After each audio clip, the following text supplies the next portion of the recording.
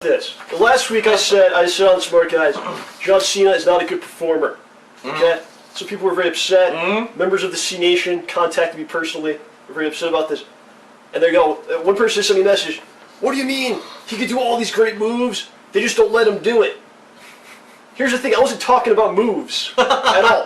Because the truth of the matter, everyone in WWE just find moves of doom. Yeah. Because the matches are like 10 minutes long for the most part. It's true. So I'm not even talking about moves. I'm talking about when he's in the match, and this is a perfect example. He's fighting Kane, who basically murdered his friend, turned the WWE Universe against him, as he said. You know, all this stuff, people hate him now. Yep. He's stalking Cena. And John Cena's fighting him, he's winking at the camera, he's laughing, he's smiling. I love my job. He's talking to the fans. No intensity, he's just not believable. Right. You know, at all. And what John Cena, like, when John Cena is getting beat up and he's down, do you ever say, "Oh my God, this guy's dead, there's no way he's going to come back"? No, because he just gets up. You've never sold anything. Yeah. So that's what I mean.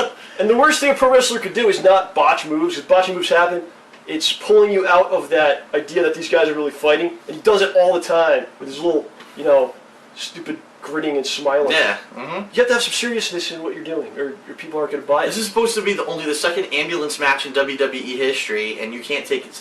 The last ambulance match was Shane against Kane, and it was a brutal fucking, like... Remember the matches Shane had were always ridiculously brutal. Well, plus it's a feud. This is like the third match or whatever. Yeah. And you killed his friend, you know, several times. Several times. And you made this woman kiss you or something. And so, I don't know. That's my point I'm trying to make. So, John Cena wins, who cares? The John Cena promo comes out to talk about The Rock. Yeah. And his point, which is the same point he's been making for a year, is that he never left. Right. He loves wrestling. This is what he does. And The Rock, a year ago, came back to the WWE, said, "I'm back for good, and I'm not leaving," and then he left. Right. He's only been on WWE TV, what, maybe 3-4 times in the past year. Right. He came back for Survivor Series. He's got a full-time job, you know. He came back for Survivor Series, and I think he actually said this on Raw. He says, and then they didn't want you to take the blame for how bad Survivor Series did or something. He said something, like there was some allusion to that. Basically, Survivor Series was supposed to be a big pay-per-view. It was The Rock and John Cena teaming up, and it didn't do that well sales-wise. Well, nothing did this year, but that was because they had Cena beat Miz and R-Truth. Right. By himself, and then Rock and Cena beat the shit out of the week before the pay-per-view. Right. So no one thought that this was a must-see match. So basically, what John is saying is, listen, you know, I've always been here. This is what I love. I want to do this forever. You're a hypocrite because you always said that, and then you immediately left to go do movies and big in Hollywood. Now look at me. Now this is the weirdest line. Yeah. Look at me. I've done movies, but no one's asking me to do Reunion 2, and you know, no one wants to see me in another Marine. But I'm still here doing what I'm supposed to be doing. Now wait a minute.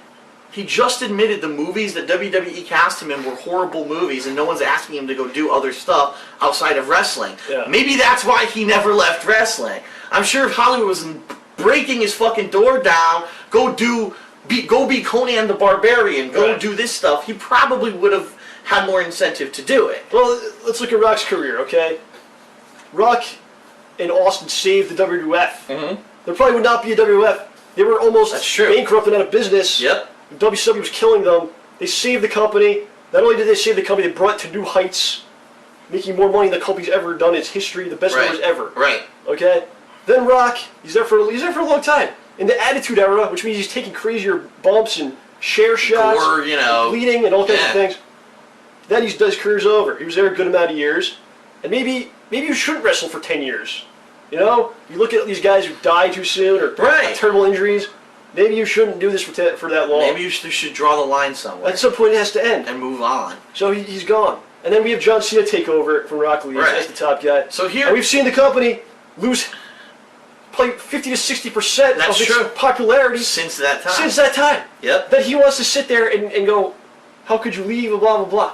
Keep in mind, The Rock, I think, had the best promo out of this whole feud, and it was about a year ago. Yeah. His promo was, "I'm trying to be a role model for all of you. I'm trying to show you that you can leave wrestling and do something else and be successful." Yeah, Rock elevated. He's trying to create the how do you say it? Not the prototype. He's trying to be the prototype, but he's trying to create this career path so that you can wrestle for a certain amount of time, leave, and go do other productive things and still be popular and still make money. He probably elevated the wrestling more by leaving and doing movies than he would have by staying. Yeah. Because people go, oh wow, these guys maybe right. more that they're not just idiots that hit each other. Maybe they could be more. This guy can actually be a charismatic actor, right. you know, as well.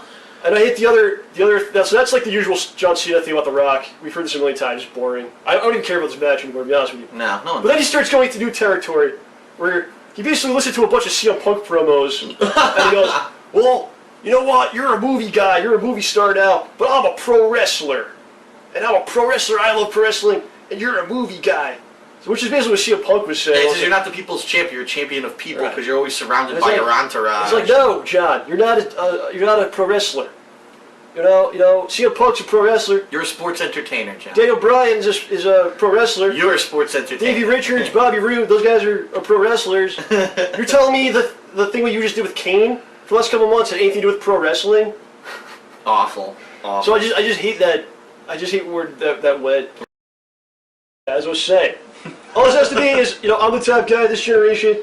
You're the top guy of that era, of that generation. People don't think I'm as good as you, Rock. I'm going to prove that I'm not only as good, I'm better than you, and the guys today are better than the Attitude Era guy. That's all it's got to be. Now you're going into such stupid stuff, man. Stupid territory. Yeah. I know. So, and to your point, and we talked about this last year, when it was announced a full year ago that the main event of WrestleMania would be Cena against The Rock. First of all, it's insulting to say that's the main event of WrestleMania.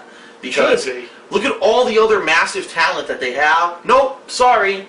For a year, you're going to know you're not main eventing WrestleMania. Right. These guys are doing it no matter what. But also, it's been a year now. We've seen, over the course of the year, we've seen these two team up. We've seen these two hate each other. We've seen promo after promo.